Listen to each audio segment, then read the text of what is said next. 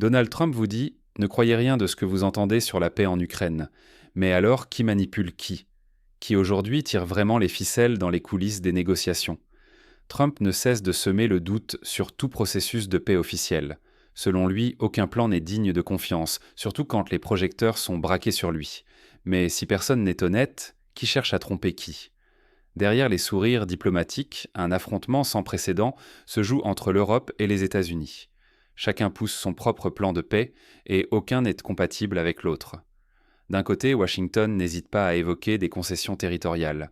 De l'autre, Paris, Berlin et Londres refusent l'idée même d'abandonner le moindre kilomètre carré à Moscou. Dans cette pièce de théâtre médiatique, les images parlent parfois plus fort que les discours. Donald Trump s'affiche en empereur, assis sur un trône, pendant que l'Europe est symboliquement montrée à genoux devant lui. Humiliation ou simple provocation? Les médias s'emparent de ce tableau qui illustre plus que jamais la fracture entre alliés. Et au bout du compte, les promesses d'accord se succèdent, sans jamais déboucher sur la paix. Les pseudo-avancées ne font qu'attiser la méfiance, alors que l'Ukraine continue de payer le prix fort sur le front. Se tromper de camp ou mal interpréter ses manœuvres, c'est risquer de cautionner la division, d'affaiblir l'Europe et de perdre le contrôle sur notre propre sécurité collective. Pour comprendre comment nous en sommes arrivés à ce climat de méfiance extrême, il faut remonter à la naissance des différentes offres de paix et observer étape par étape comment la crise s'est déplacée des champs de bataille vers les coulisses diplomatiques. Le terrain militaire se dégrade, la diplomatie patine. Mais que veulent vraiment Américains et Européens? Depuis plusieurs semaines, la situation dans le Donbass et autour de Pokrovsk devient de plus en plus critique. Les forces ukrainiennes reculent, subissant une pression constante de l'armée russe. Les pertes humaines et matérielles s'accumulent. Face à cette impasse, deux visions de la paix s'affrontent ouvertement au sein du camp occidental. D'un côté, les États-Unis, sous l'impulsion de Donald Trump, défendent un plan de paix qui contraint l'Ukraine à céder des territoires contre des garanties de sécurité. Pour Washington, il s'agit de mettre fin rapidement à la guerre, même au prix de concessions douloureuses. De l'autre, l'Europe refuse catégoriquement ce scénario. Les dirigeants européens, Emmanuel Macron, Olaf Scholz ou Keir Starmer en tête, soutiennent un plan alternatif: défendre l'intégrité territoriale de l'Ukraine et renforcer la sécurité collective sur le continent, quitte à prolonger le conflit si nécessaire. Pour eux, céder du terrain à la Russie serait un aveu de faiblesse aux conséquences incalculables. Pris entre ces deux visions incompatibles, l'Ukraine se retrouve au cœur d'un dilemme tragique. Volodymyr Zelensky cherche désespérément un compromis qui mettrait fin au cauchemar, sans brader la souveraineté du pays. Mais la réalité du front et la montée des tensions entre ses alliés laissent peu de place à l'optimisme. La méfiance s'installe au grand jour. Chacun se renvoie la responsabilité de l'enlisement, alimentant une guerre de communication féroce. Les États-Unis accusent les Européens de retarder la paix. L'Europe soupçonne Washington de vouloir sacrifier l'Ukraine au nom de ses propres intérêts. Cette fracture affaiblit toute réponse collective face à la Russie. Le véritable danger, c'est l'absence de consensus occidental. Si cette désunion perdure, la guerre pourrait s'éterniser, aggravant les pertes et déstabilisant toute l'Europe. L'avenir du continent, sa sécurité et sa capacité d'influence sont suspendus à cette rivalité inédite. Mais pourquoi la paix semble-t-elle si inaccessible? Dans l'ombre, chacun tente d'imposer son récit, au risque de manipuler l'opinion et de brouiller les enjeux réels. Chacun accuse l'autre de saboter la paix, mais qui profite vraiment du chaos? Sur les réseaux sociaux, une image postée par Donald Trump fait scandale. On y voit les principaux dirigeants européens, Ursula von der Leyen, Olaf Scholz et Keir Starmer, à genoux devant lui, symbole éclatant du bras de fer politique entre Américains et Européens. Pour les Européens, c'est l'humiliation de trop. Ils refusent catégoriquement de se plier aux exigences américaines et dénoncent la volonté des États-Unis d'imposer leur propre vision du futur de l'Ukraine, sans tenir compte des intérêts du vieux continent. Derrière le rideau, la tension monte. Chaque parti cherche à reprendre la main sur le récit, quitte à s'accuser mutuellement d'alimenter la guerre. Les soupçons de corruption ajoutent une nouvelle couche à la méfiance ambiante. Les médias révèlent que des sommes colossales ont été déboursées pour l'achat de drones ukrainiens, mais certains fonds semblent avoir mystérieusement disparu. Les enquêtes se multiplient autour de détournements d'argent et de favoritisme, jetant le doute sur l'intégrité des acteurs impliqués. Pendant ce temps, les négociations se poursuivent à huis clos à Abu Dhabi et à Genève. Mais loin des caméras, les discussions restent opaques et les véritables intentions des diplomates sont difficiles à déchiffrer. Qui, des Russes, des Américains ou des Européens, parviendra à imposer sa ligne rouge? La Russie, elle, joue en virtuose sur tous les tableaux.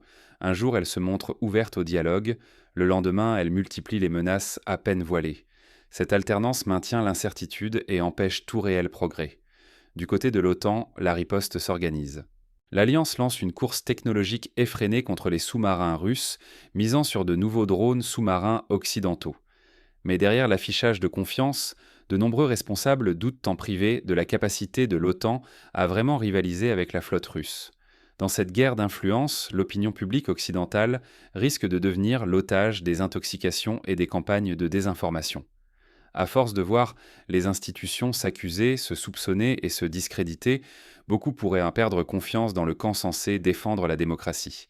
Mais derrière cette bataille de récits et d'influence, quel est le véritable impact sur le terrain en Ukraine? Les conséquences humaines et stratégiques se font déjà sentir. L'Europe peut-elle réellement rester unie face au chantage russe et aux pressions américaines? Cette question n'a jamais été aussi brûlante, alors que l'avenir de la sécurité européenne est en jeu. Si aucun accord n'est trouvé, l'Ukraine risque de perdre des territoires essentiels. Pour l'Europe, ce serait une humiliation stratégique, voire la perte de son statut de puissance crédible sur la scène internationale. Mais le danger ne s'arrête pas là. Si les États-Unis décident de privilégier leurs propres intérêts, l'Europe pourrait se retrouver isolée, incapable de peser sur le cours des événements et désarmée face à une Russie enhardie. Plusieurs scénarios se dessinent. Le pire, une escalade militaire incontrôlée, où chaque camp redouble de provocations. Certains évoquent aussi une paix bancale, dictée par la force ou par les négociations les plus déséquilibrées. Un autre risque serait un gel prolongé du conflit, qui épuiserait l'Ukraine et plongerait l'Europe dans un malaise permanent. Attention, si l'Alliance atlantique venait à s'effriter, la guerre pourrait ne plus se limiter à l'Ukraine. Le conflit risquerait de s'étendre jusqu'au cœur même de l'Europe. Cela remettrait en cause des décennies de stabilité et de coopération, avec des conséquences économiques et humaines difficilement réparables. Les enjeux sont immenses. Un mauvais choix, un compromis mal négocié, et ce sont des années de paix et des milliards d'euros qui pourraient être perdus. Voilà pourquoi la désunion actuelle inquiète tant, et pourquoi chacun observe, inquiet, la prochaine décision des grandes puissances. Mais cette crise profonde offre-t-elle quand même des leçons à retenir? Et surtout, les citoyens ordinaires ont-ils encore un rôle à jouer, ou doivent-ils seulement subir les choix des dirigeants? Dans un contexte aussi incertain, faut-il céder à la résignation, ou existe-t-il des pistes d'espoir et d'engagement pour la société civile? Regardons comment, même face à la crise, certains leviers d'action restent accessibles. Comment ne pas devenir le jouet de la propagande et reprendre le contrôle de l'information? Face à la guerre des récits et à la cacophonie des plans de paix, il devient vital de s'armer d'esprit critique. Sinon, votre vision du monde sera dictée par ceux qui tirent les ficelles, loin de vos véritables intérêts. Première étape essentielle, toujours vérifier l'origine d'une information. Demandez-vous qui parle, dans quel but et avec quelles preuves. Quand une image ou une vidéo devient virale, cherchez d'autres sources, confrontez différents points de vue, quitte à sortir de votre zone de confort médiatique. Rappelez-vous, la paix n'est pas un projet réservé à Washington ou à Bruxelles. Sans pression citoyenne, les négociations resteront des jeux d'influence entre grandes puissances où l'intérêt général passe après la stratégie. Votre voix compte même à distance du conflit. Exigez la transparence sur l'aide militaire et financière. Où vont les milliards promis? Qui contrôle ces flux? Interpeller les élus et soutenir les médias d'enquête permet de limiter les zones d'ombre et de lutter contre la corruption. Soutenez les initiatives citoyennes, les groupes qui œuvrent pour la paix, la médiation ou l'accès à une information indépendante. Même un simple partage, une participation à une pétition ou une prise de parole lors d'un événement peut contribuer à changer le climat d'opinion. Gardez toujours à l'esprit que chaque info, chaque rumeur, chaque manipulation a des conséquences bien réelles. Ce qui se joue aujourd'hui dans la sphère médiatique influence directement la sécurité, la politique et l'économie de toute l'Europe, et donc votre propre avenir. Rester passif, c'est laisser les autres décider à votre place et accepter de perdre l'accès à une information fiable. Or, l'enjeu n'a jamais été aussi grand. Il s'agit de l'avenir du continent, de votre sécurité et de vos droits. Mais alors, à quoi faut-il s'attendre dans les prochaines semaines? Quels sont les scénarios possibles et qui sont les véritables maîtres du jeu dans cette crise? La prochaine fois qu'un dirigeant vous demande de ne croire personne, Demandez-vous qui a vraiment intérêt à brouiller les pistes. Face à chaque plan de paix, chaque déclaration grandiloquente, posez-vous toujours la même question. À qui profite l'incertitude? Les vérités s'entremêlent, les alliances vacillent, et pendant que les négociateurs avancent, tout recule, c'est le quotidien des Ukrainiens et la stabilité de l'Europe tout entière qui se retrouvent en jeu. Il serait facile de céder au fatalisme, de croire que nous ne pouvons rien changer, que tout était déjà écrit dans les coulisses du pouvoir. Mais laisser filer l'instant, c'est laisser filer votre pouvoir d'agir.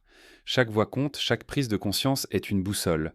Face à la désunion occidentale et à la guerre de communication, rester vigilant n'est plus un luxe, c'est une nécessité. L'avenir de la paix ne réside pas dans le secret des négociations, mais dans la capacité des citoyens à exiger la transparence, à refuser les récits simplistes et à s'informer, même quand tout pousse à la confusion.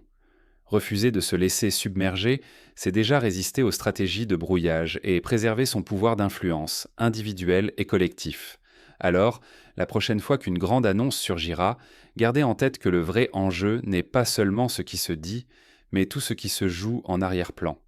L'histoire n'attend pas, elle se construit à chaque instant par ceux qui refusent de détourner le regard.